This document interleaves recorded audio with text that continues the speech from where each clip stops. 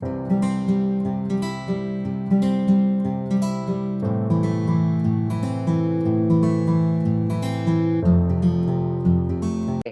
since we are already recording, for episode 5 of it, I think the consensus is SquadCast.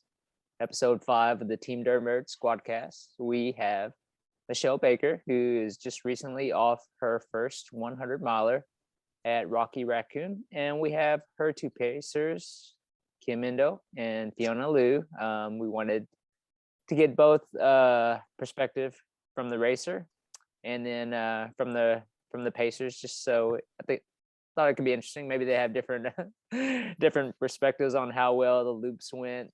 So I thought it'd be fun.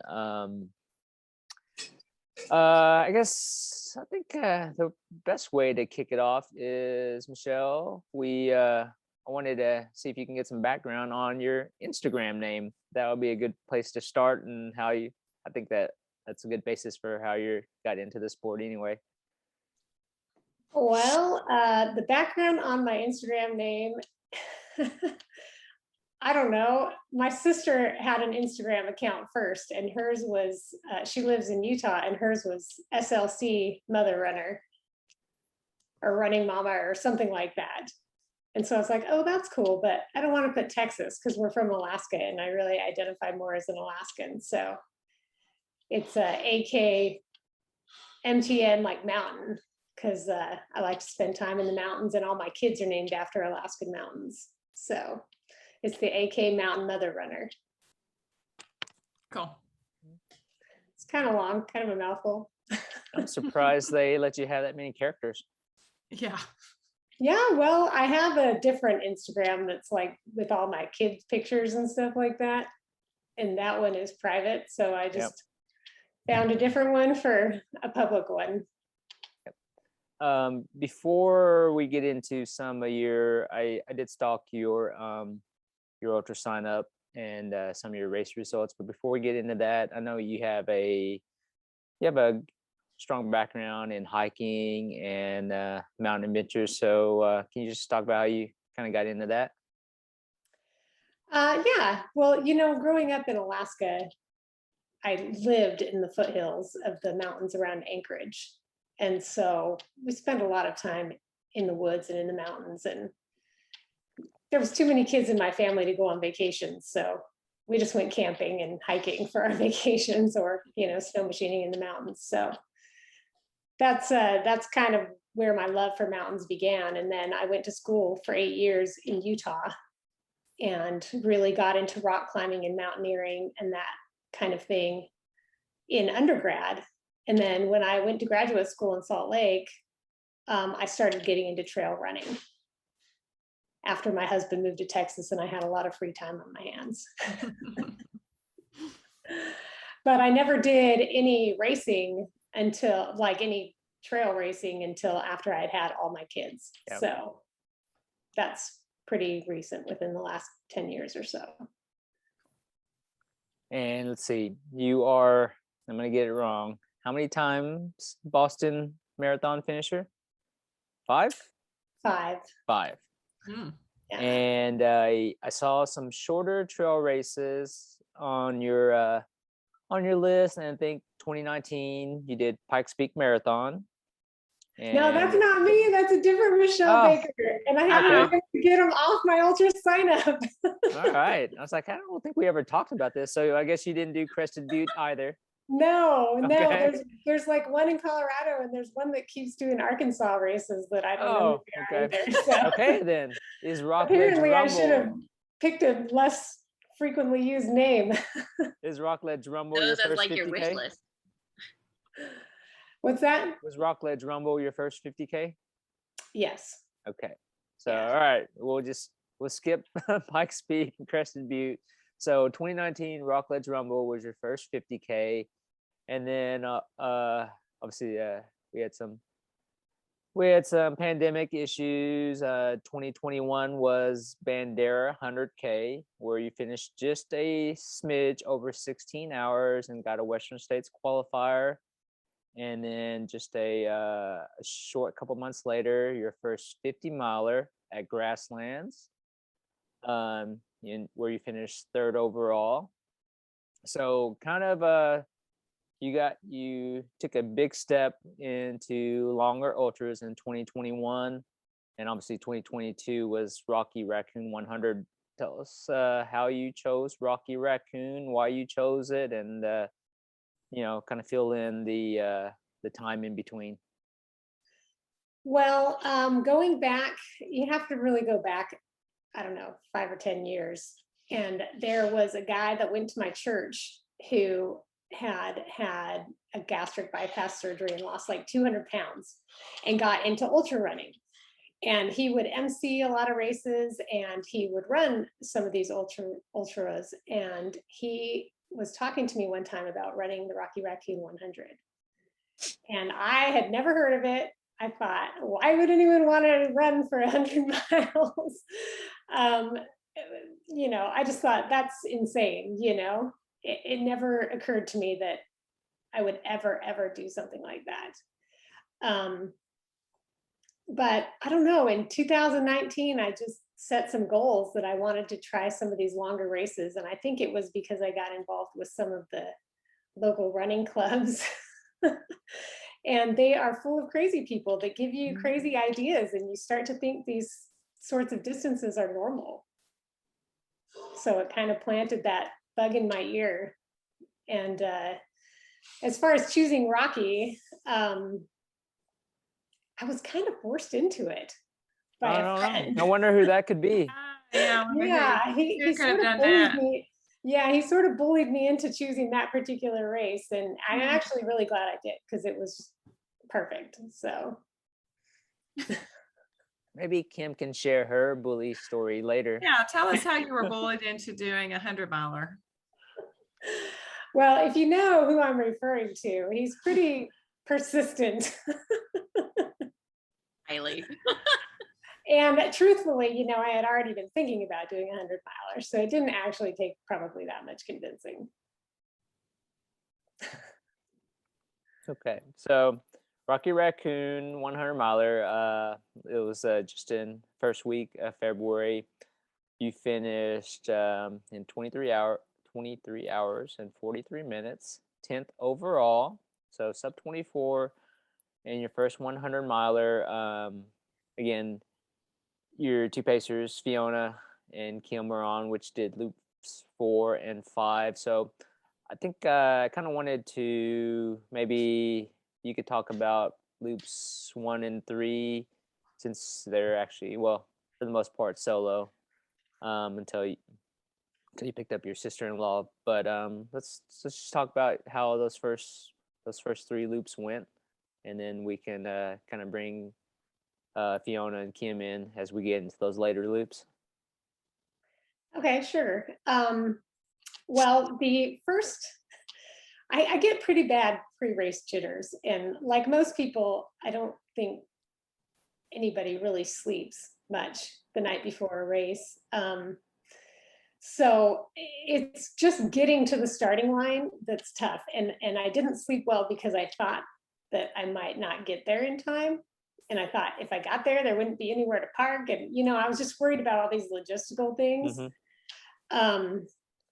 But we got there in plenty of time to drop off all our stuff. And it was a really low key start, because it was kind of a start whenever you want within your start window. So that took a lot of the pressure off. And it was cold. I mean, it was like 22 degrees when the race started. And, the humidity around that area is very high. So it was quite bone chilling. And so I waited until like the last possible second to take everything off. I had a lot of clothes on it when we got there. But once I started running, it was, all the nerves just kind of dissipate. And I had this idea, and I talked to you, Greg, about it a little bit, that I was going to try to time my walking intervals on that first loop, because I sort of expected it to be flatter than it actually ended up being. And I think you kind of just like laughed and were like, yeah, sure, do whatever you want to do. Because it turned out that it was just pretty easy to say, okay, well, I'd heard people say that if you're not going to walk it, or if you're not going to run it at 80 miles, don't run it at 8 miles. And so that's kind of how I approached every incline. I'm like, do I think I'm going to be able to run this when I'm 80 miles in? Okay, I'm going to hike it, you know?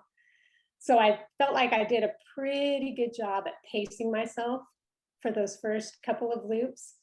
I'd also done a little bit of research into 100-mile runs. I'm not like a huge researcher normally, but I was super nervous about it. And the one video that I had watched, the lady had said, if you're out of breath at all in the first 40 miles, then you're going too fast. So that's how I gauged myself, was how hard am I breathing? And if I started feeling like I was working too hard, then I just slowed down. And it felt really good. I mean, this first loop, especially when the sun came up and it started getting slightly warmer. I mean, it was a beautiful day. The course is beautiful. The people at the aid station, you know, I've been in the community long enough that I knew a lot of people at the aid stations, and that always is helpful to see friends. So I felt really good, got through the first loop. My sister-in-law was coming to crew, and she was planning to man the nature center aid station for me, but she wasn't there by the time I came through on the first loop. So I was like, all right, I got this, you know, I got everything, I'm good. And just felt really good coming into the start finish again. I was happy, smiling, happy to see, you know, my crew and everybody, and actually got through the second loop pretty close to the same way. I got to about 35 miles and my knee started to hurt, like my IT band on my left leg. So, you know, I had started feeling it tighten up in my hip and then some knee pain, and that's usually a precursor to IT band doom. So when I came in after the second loop, I had already planned ahead for this drug concoction that my dentist told me worked better than hydrocodone. So I took 3 ibuprofen and 2 extra strength Tylenol, and I just did that after every loop, and it worked perfect. I mean, it still was tight and hurt a little bit, but it was under control enough that it did not impact my pace, I don't think. So was glad about that. Came back after the first loop and started shedding a bunch of clothes, got rid of the jacket and the hat and the ear warmer and I think the gloves, I don't know. I think I regretted leaving the gloves after the first loop, but got through the second loop and started taking off the arm warmers and, you know, stripping stuff off. It was getting warm and got up to about 50, I think, that day. And headed out for the third loop and got about halfway through there. And my sister-in-law met me at Nature Center and was like, all right, let's go. And so she ran with me the last half of the third loop, which was fun. By that time, I was starting to slow down a little bit and do more hiking, not quite as much running, which I think she was afraid that she wasn't going to keep up with me. And that obviously was not an issue. And by the time we finished that loop, I had grabbed my headlamp out of my drop bag, and we finished probably the last 30 minutes or so of the third loop in after sundown. So it was starting to get a little bit dark. So we came into the start finish again and picked up my waist light and my better headlamp that was actually bright, and picked up Fiona.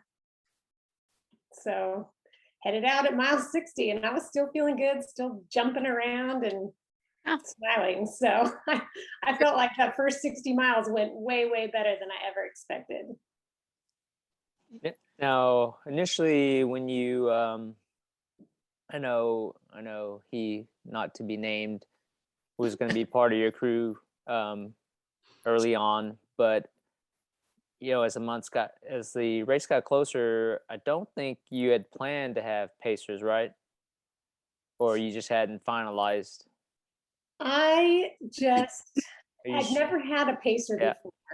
and I had felt really overwhelmed with a lot of other things in my life. And so I haven't been putting a lot of thought and planning into race logistics until actually you said something about it. Which I was really happy that you did, because I had no idea how to even ask anyone to be my pacer. So I had no idea who I would ask. Yeah, I don't what's have it? any, like And close friends Andrew, that would be yep. like, yeah, let's go run 20 miles. So Andrew was pretty good to let me know that she's probably not going to ask anybody, so you might need to help her. So what? Yeah, we at least we have a big enough group, at least amongst our team, that we have some experienced pacers, and I think Fiona's still on. Oh, her phone. Got So interrupted by a call. I don't know what. yeah, so Fiona is my wife, for those that are not aware, but she's got 300-mile buckles under her belt, and she's paced at a lot of races. So she's one of my first choices. She's paced me at Leadville when I can barely remember half the race, and so I made sure. Well, I didn't make sure, but I asked her if she was up for pacing, and I think she had the same kind of fear where, wow, Michelle's pretty fast. Am I going to be able to keep up with her? And then we got Kim on board, who had never paced before, and I'm sure we'll get to that in our loop 5. And it's like, what do I do? And so I wanted, now that we have both of them kind of on, and we're into the loops 4 and 5 of 20-mile loops, 20-mile loop course, I wanted to talk about your loop 4 with Fiona from a runner perspective, and then I want Fiona to chime in from her perspective, and see how well they mesh up, or when do they diverge. well, I'm glad that she's here, because I feel like it started getting a little unclear around that time. And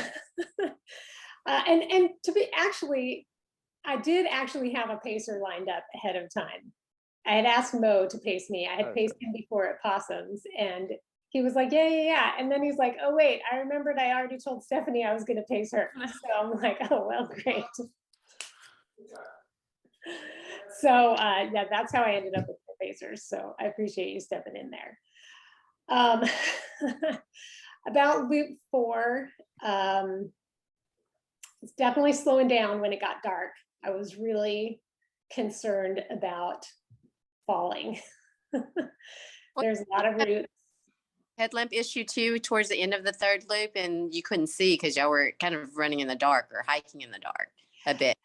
Yeah, my backup headlamp that I had put in the drop bag is not nearly as bright as my better headlamp that I was going to be picking up, but I was afraid that the battery wouldn't last all night if I started using it at the very first.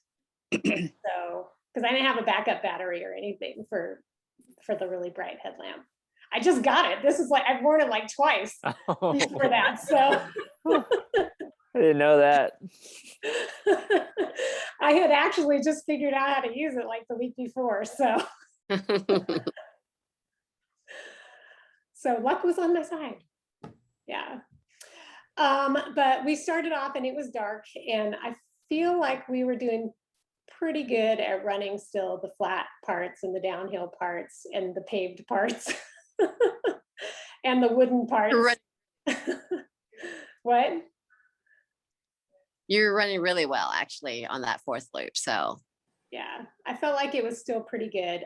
She was having to start to remind me to eat and drink, which Andrew would tell you that he was already reminding me of that, but mostly he was judging it on how much of my water bottle he had to fill up at every aid station. So I felt like I was doing pretty good up until that 4th loop. But I appreciated Fiona, okay, it's 30 minutes, time to eat, time to drink. So yeah, that was helped. really, really helpful. And then she was running a little bit ahead of me, and she was like, okay, root, rock, root, rock, like calling out the obstacles for me. So that was kind of funny, but it was Yeah, nice. sometimes it's just like you don't have to think about it. If someone reminds you, I just hope that, that kind of goes, oh, okay, root. So you'll pick up your feet and hopefully minimize any of the tripping. Because I was hearing you sometimes at points you'll scuff the roots and everything at the bottom of your shoe. So I was like, okay, maybe if I remind her, she would pick up her feet more and I wouldn't hear it because you were behind me. I was like, oh, please don't fall, So I thought, well, I have the energy to remind you, so I might as well do so. Well, and I was running pretty close behind you. I mean, I was like right behind you. So if I would have tripped and fallen, I probably would have taken you out.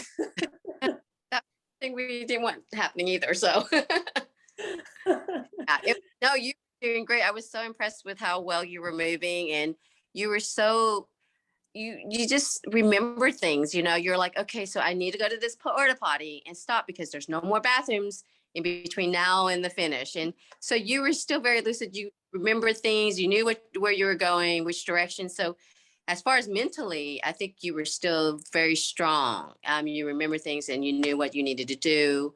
And it was just minor things, reminding you to eat and drink. And by that time you're tired, and having someone there to remind you is awesome. And being able to look at the time and go, oh yeah, you had something around 30 minutes ago, 45 minutes ago.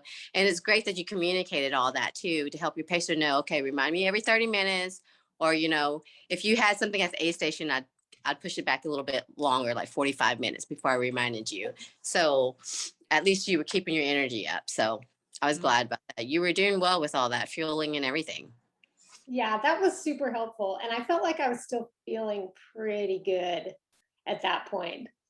I had learned after that first loop when I drank my recovery shake thing, I think a little too fast, and it kind of upset my stomach. And so I learned to take it a little bit slower with that. And it would take me like the first 5 miles to drink that on the preceding on the other loops. So felt like that kind of pushed back some of the nutrition stuff as well.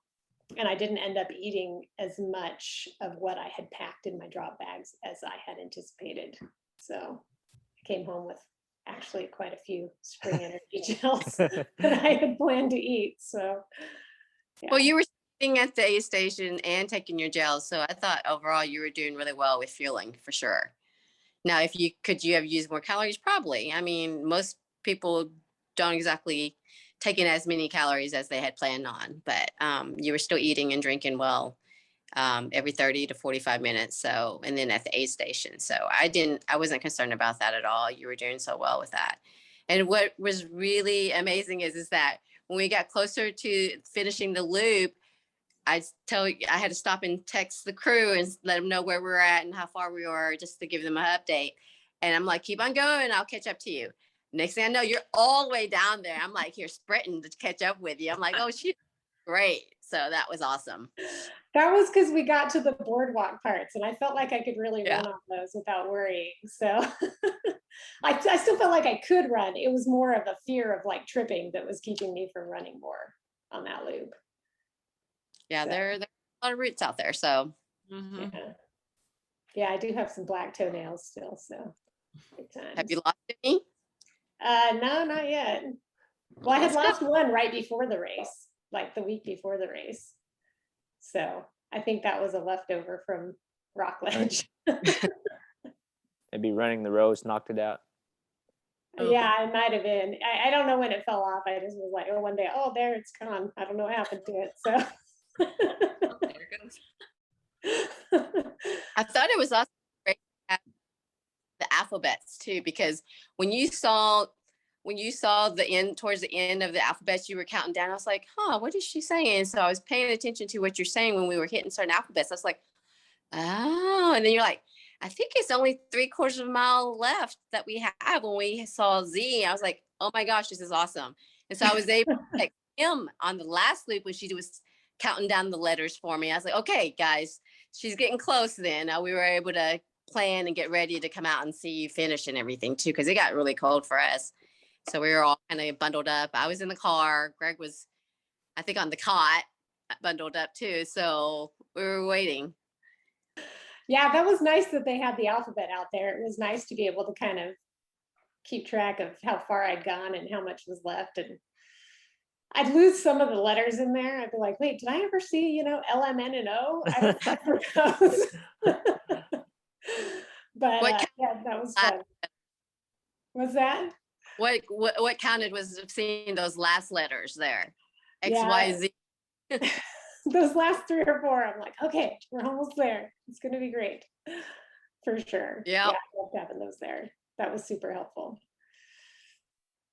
Yeah. Yeah, that actually helped me with the next 50 miler too. Oh, good. I remember. Yeah, it's nice to be able to kind of gauge a little more accurately, Yeah. how close you are. I had to do some trail math, and it took me a couple loops to figure out how far apart they were. That's We're tough. like far apart.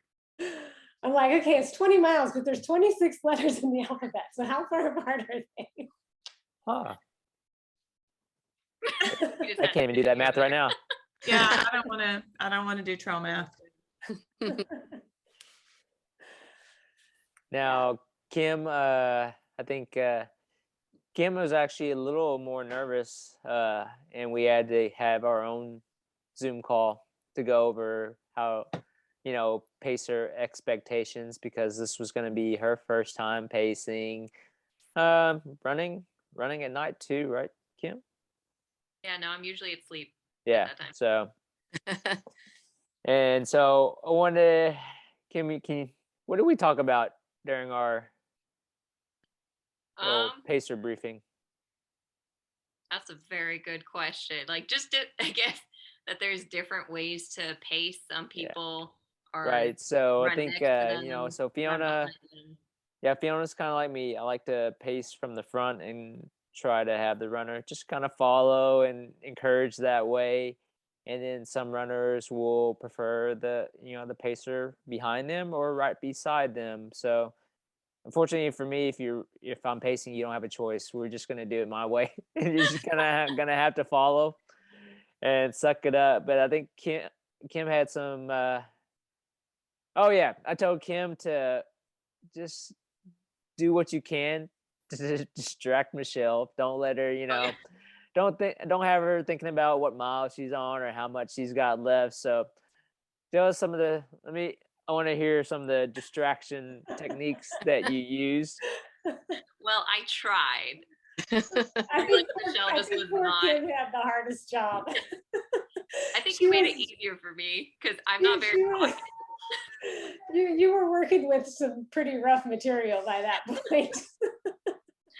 Like, I am known for asking random questions. And so I would just try and ask some random questions. Like, if you were a fruit, what kind of fruit would you be? Oh, But Lord. Michelle, like, that's too much thinking. Yeah, no, don't. If you ever pace me, don't ask me those questions. Well, I probably won't answer.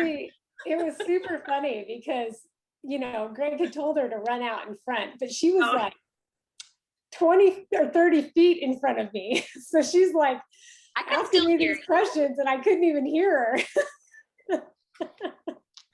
I could still hear. I made sure that I could still hear you, so that way, we'd be in eyesight.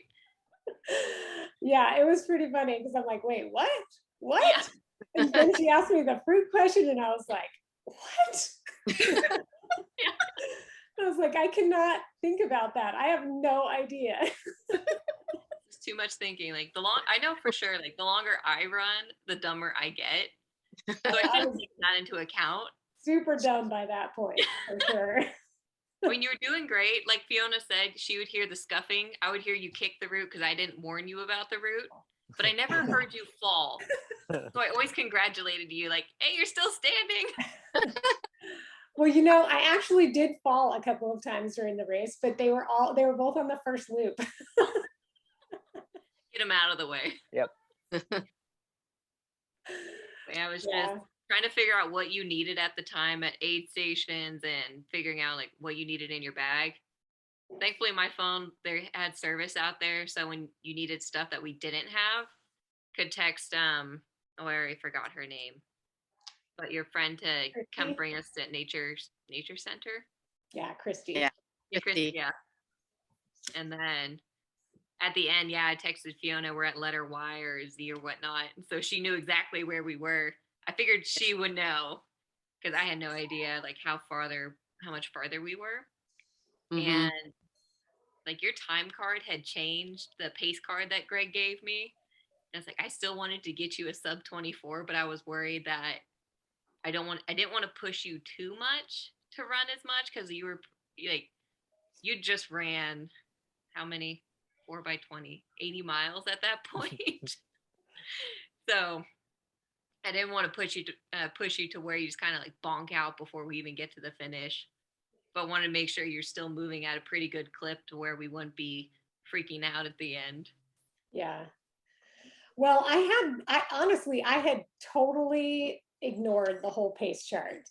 I was just trying to like run my own pace, and it wasn't like I had figured.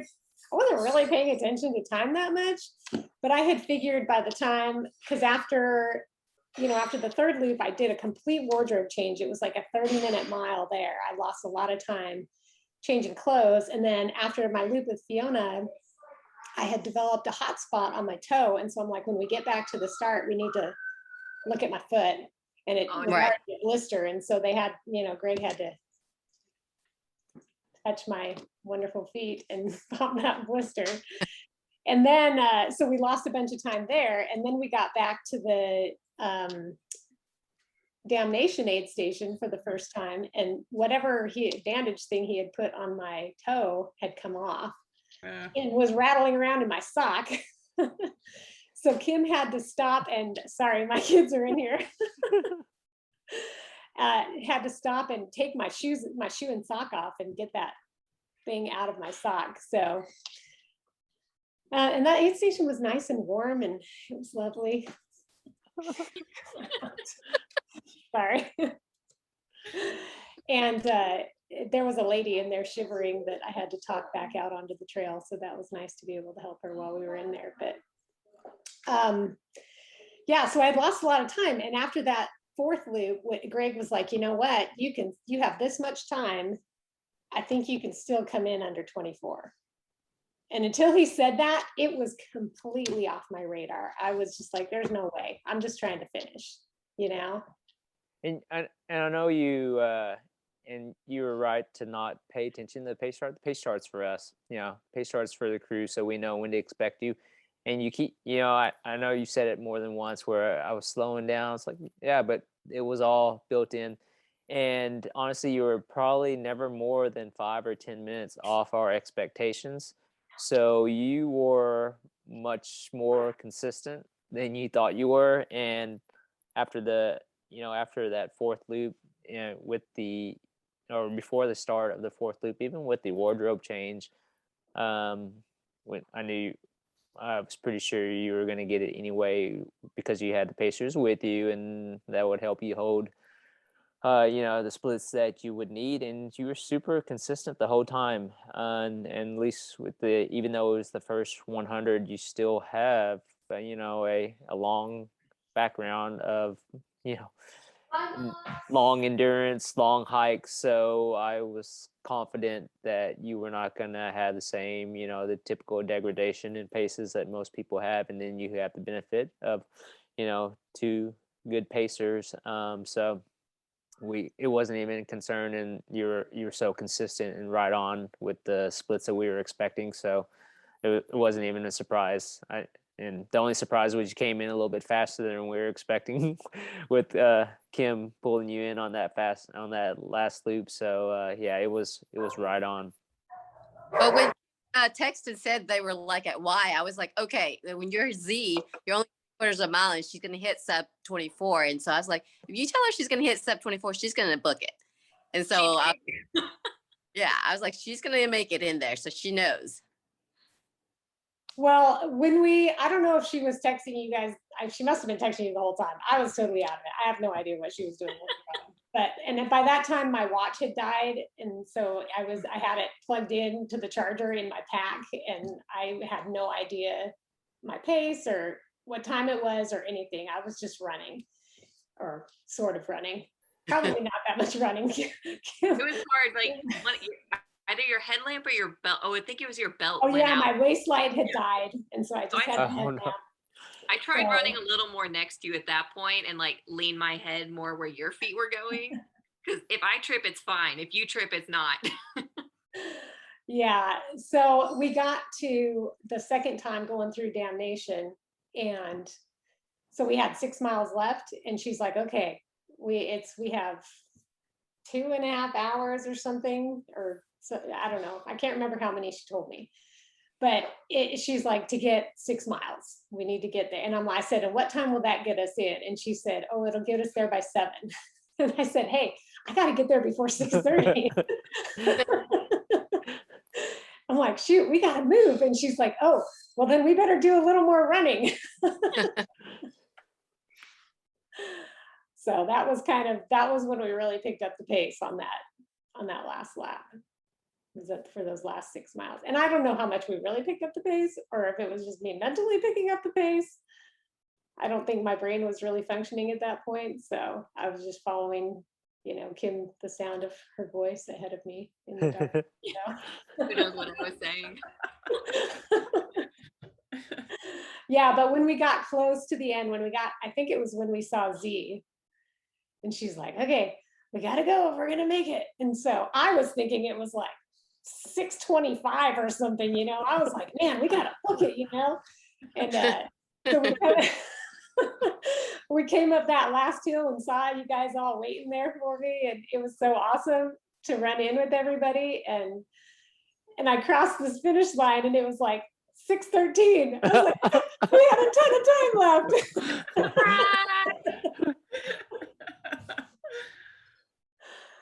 Yeah, so that was pretty awesome. Yeah, at the end, you definitely, when I was running behind you towards the finish, it did not seem like you had already ran like 100 miles.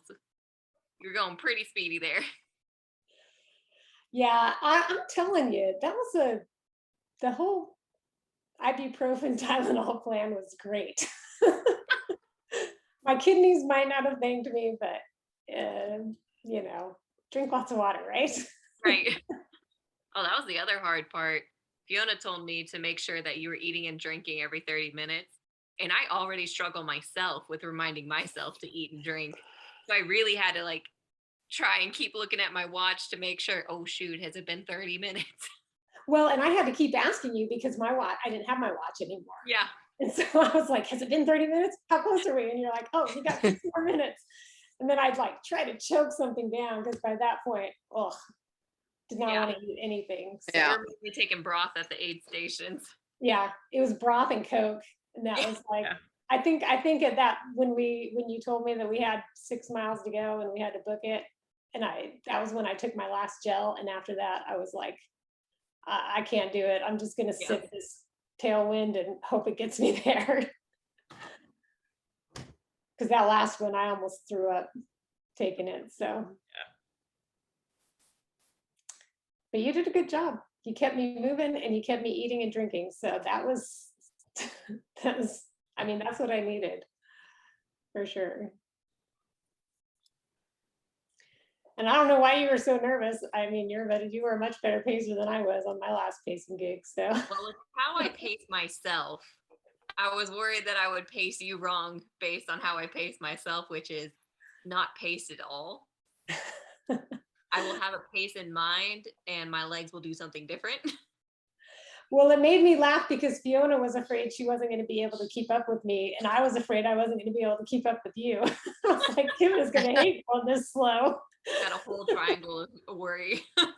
Well, hey, I even told Greg, I said, well, Kim's pretty fast. Why don't you let her, she'll have fresher legs or more runnable legs. And on loop 4, if Kim wants to pace first, and he's like, no, I think you need to pace first. I was like, okay, just as long as she does. I don't know if she's going to drop me, but if she does, that's great. She has energy to drop me. That's okay. That's great. So, so from my experience on the Rocky Raccoon, I've been there almost every weekend for the last decade. So it from what I've seen, for me, I think the key loop is 60 through 80. It's when it gets dark, and for for most people that haven't run 100, they might not have run at night before, so everything changes a little bit. If your nutrition's been bad, that's when it starts hitting the fan. It's when it gets a little bit colder. If you didn't change, you might be still wet underneath those layers. So I felt like having Fiona, who has seen a lot and she's experienced and can help you through the tougher part, because I felt like once you got through 80 miles, even if you're at 80 miles on pace, you could walk almost the last full loop and still do it in like 5 hours. So it wasn't really a concern about finishing, but I thought the key loop was that 60 through 80 to keep you on pace, and as long as you were able to eat and eat and drink well during that, then the last loop was just going to be a victory lap, and seemed like everything went according to plan, which it rarely does, especially for your first 100 miler. So yeah, I think it went really well. Yeah, it was, I think I told you that was easier than I thought it was going to be. And I don't know if that's because everything I felt like really did kind of fall into place for me. Mostly there was a few problems, but I mean, it was nothing that I couldn't get around or get through. But I think part of it was that I had just built it up into such a terrifying thing in my head that it not being as horrible as I had imagined made it seem awesome. Well, expect the worst. So you set the right perspective. So let's see. So again, sub 24, 10th overall. Obviously, everything went really well. Just some post race thoughts. If there's one thing, blister. You had a little blister. It wasn't a big deal. I've seen a lot worse feet that we've had to triage before. So what would you have done differently? What would you change if you could? And then what was your biggest factor for success? So a couple of things. Should have given me these questions ahead of time. Nah, that wouldn't be fun. What would I have changed if I could? Now, of course, you asked me and I have no idea. My mind is a total blank. I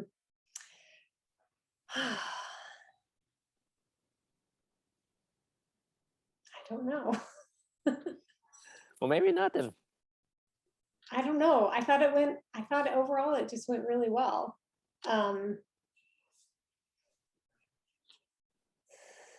Maybe get a better headlamp. Maybe have some backup batteries for my, rechargeable headlamp. Well, I was surprised to say that you didn't have a backup battery, because your drop bag prep was really good. We, as far as the labeling the Ziplocs for each drop bag, and having easy access to everything, it made the transitions between loops go really well. I've seen a lot of disorganized drop bags, if you can call them drop bags, and then it ends up wasting so much time. So the longest time spent between your loops is when you were changing, and that was expected, but everything else, you were in and out. Christy knew exactly what she needed to do before you came in, and I think other than the one time where your tailwind rebuild was a little too hot, she did a really good job of doing it early to make sure it was properly warm and not too hot. But your preparation made those loop transitions go really well. So despite not having the backup battery, I think we can still call that a pretty big win. Well, there was, I had, for my backup headlamp, I had extra batteries for that one. I just didn't have a rechargeable battery because I just got all that stuff for Christmas. So, my husband was like, this is the most expensive headlamp we've ever bought. And we have a lot of headlamps. So I was like, okay, let's see how this goes before I, throw some more money at it. So, but as far as the drop bags and everything, I'm actually not a very organized person, but Shocking. I learned from Bandera that made it go really smooth.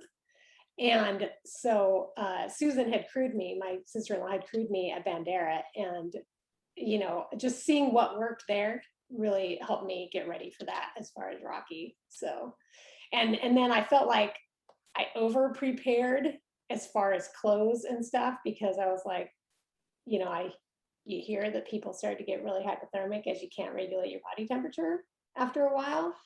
And so I was like, okay, well, I really don't want to be cold. I don't want the cold to be the reason that I don't finish. So, and I, ran that whole last loop with a puffy on, which is like, normally at 28 degrees, I would be maybe like a 1-layer jacket over a long sleeve, but after 80 miles, it's true, I was cold. I had an ear warmer on and a hat on and a puffy jacket and another jacket and 2 pairs of gloves. And I was very comfortable. So it was a case of, I guess, over preparing. That wasn't actually over preparing. It was just preparing the right amount. I just thought it was over preparing. No such thing as over preparing for 100. No. Yeah. So now, if it had been one of those downpour situations, where you have to have waterproof pants and everything, then I would have been in trouble. I did have a rain jacket, but I didn't have any pants that I could have run in if it was like downpour. So I was glad that didn't happen. Cool. Okay, so obviously, well, I guess we didn't talk about this, but your next race will be your 6th running at Boston. So back on the road for a little bit, getting your speedy legs back. And I know we talked about this during our last run, but what's the next big trail race for you? I don't know. I haven't committed to anything yet. Yeah. It's still up in the air. I'd like to do, and this summer I have some mountains on my radar that I'm planning to do some mountaineering, and so maybe not as much of a running focus as a climbing focus this summer, and doing a lot of vertical, hopefully. So that's kind of what I'm working towards right now, but I have not ruled out the idea of another 100 in October. Don't let who know that. Maybe Lake Murray, we'll have to see. I kind of feel like I want to try some races that are challenging in a little bit of a different way. So not that 100 miles in any way isn't challenge enough, but looking at races that are different from what I've done in the past. So, and I'm kind of thinking about the Black Canyon for next February. So considering that. That's a good one. Yeah. Got to get your Western States qualifier. Yeah, maybe I'll get in this year. Who knows? You probably will. A 0.12% chance. I hope my face didn't look like I'd be pissed, but I would be pissed and really happy. I'll be really happy for you, and then really upset too. Yeah, that would be. I would feel bad. I would feel bad. It's okay. You can get in. You'll just have to take me with you. That's the trade-off. Well, I'd be begging everybody to go with me for that. So yeah, that'd be pretty epic. I don't think you're gonna have trouble finding pacers for Western States. You have to start interviewing, and I'm not gonna charge people for that. Yeah, that's true. That could pay for all your race and the lodging. That just seems wrong. It's a special place though. Everyone wants to go. Some people get in on one. We know. Yeah. Yes, we know. It happens. It Uh, happened. I mean, I didn't, but I mean, it happens to Chris some people. Chris got in on his first one, and it was a 50 miler. I know, but that was like a while ago. Yeah. They don't have any 50-mile No. qualifiers anymore, do they? Mm-mm. Not anymore. I think Lake Sonoma's off now. I think there Yeah. was like a couple left over, but I think those are all falling off. That's too bad because I could totally get behind a 50-mile qualifier. Yep. Yeah, but I'd like to look at some of the mountain races. And I don't know when I'd fit those in, but you know, we had big plans for the Cascades in May, and now my son's getting married then, so Oh. things are getting pushed back a little bit. I'm not sure exactly what we're gonna do. Oh yeah, congratulations to the couple. Yeah, That's awesome. thanks. It's totally freaky thinking you have a kid enough to get married. Maybe you can convince them to get married on the Cascades. Then it's like a 2-in-1. Well, they are getting married in Utah, so I mean, we've got some stuff planned for that week after the wedding, so can't complain too much. Any chance to get back to the mountains is a good day for me, so I think we'll probably spend some time in Grand Staircase Escalante area after the wedding. Sounds like a great honeymoon. Well, I think they're going on a cruise. Oh. Yeah, they're not coming with us. Yeah, so some stuff like that this summer. Planning to do some glacier climbing in Montana, maybe Montana, and hopefully Wyoming Wow. this summer. Cool. Everybody's going to Wyoming. Yeah, I've been working on the high points, so that's trying to get a few more of those off this year. Yeah. I've almost got all the western ones done, so Oh, wow. yeah. If I can convince anyone else to go with me, it's, you know. Oh, Kim volunteers, yay. You I'm have to be easily willing to sleep in the influenced. back of my car though, at the trailhead. That's fine. Yeah, I've got a couple more that are non-technical out there. Well, I think one more that's non-technical, and then the other ones are going to be like actual glacier travel Yeah. and stuff. So Cool. be a little bit more challenging. Awesome. Excited. Yeah. That sounds like a great summer. Yeah. It's a good way Yeah, to, follow along on way to your recover. adventure. What'd you say, Fiona? I said gonna have to definitely try follow along on your adventures this summer for sure. Yeah. Well, What's up, I Peter, on mean, hopefully Instagram? I can actually post on it a little more frequently. Doing social media for work makes me like totally not get on social media when I'm not at work. So,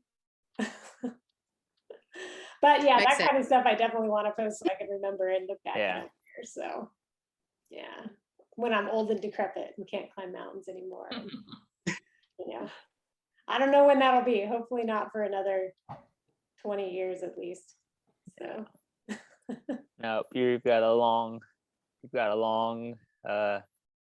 career in ultra running left, so we're just gonna get longer and higher, more vert. I don't know. These were supposed to be one and done things. You know, I was going to do like one race of each distance. Doesn't work that way. What is it? What is it about it? I don't know. It's addictive or something. I don't know what it is. Especially when it goes as well as yours did. Yeah. Yeah, maybe what I need is a good DNF, and that'll just knock me back and be like, okay, never mind. No, make you No, want to that go, won't. you know, put more light a fire in you, basically. Yeah. Yeah. Yeah, we call that a skeleton in your closet. Yeah. Got to get the skeletons out. Yeah.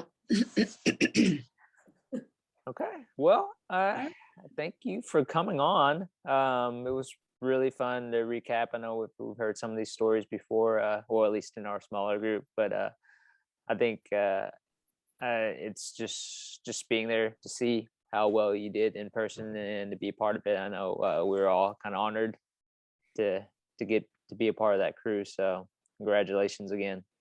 Oh, Yes. man. You did awesome. I was so honored to have you guys all there supporting me. That's so wonderful, such a blessing. I really appreciated that.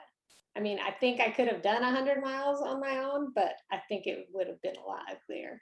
So It could have. It wouldn't have been as fun. yeah, for sure. And it just really motivates me to be that person for somebody else. Yeah. You know, because I saw what a huge difference it made for me. I'd love to be able to make that kind of difference for somebody else. So Pay it forward. We'll see. That's it. about. yeah, Cool. keep me in mind. Oh, Kim's next. What? Oh, what? Oh, we'll talk about this Got her later. talked into it. We'll just call Andrew up and let him do the rest of the work. Mhm. I'm easily influenced. It's horrible. She's already got the bug. It's just a matter of time. I It's mainly believe it. the obstacle of my stomach, because I know that's going to be one of my main ones. Yeah, I got some good advice at the aid stations from some seasoned 100-milers that was really helpful. So definitely pass that along. Please do. All right. 'Cause most likely it's coming in the next few years or so. Yeah. Hey, another year. Hopefully not before I'm too old to pace you. Be out there with my cane.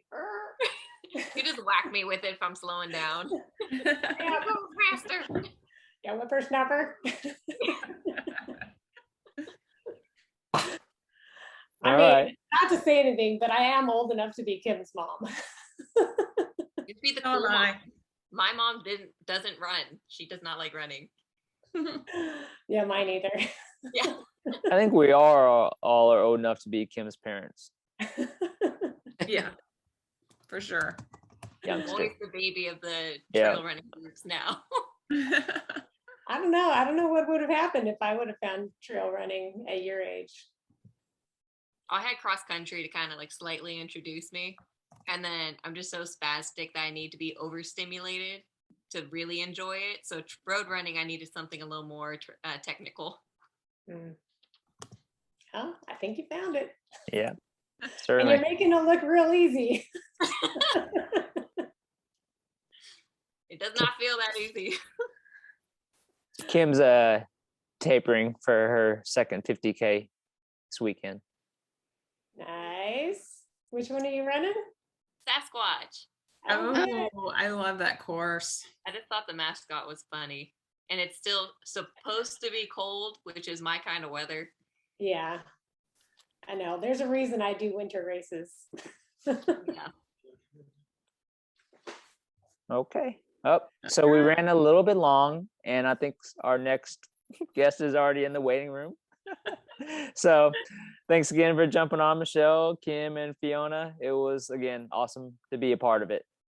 It was a pleasure. Thanks for having me. You guys have a It was good night. fun. Night. Bye. Bye.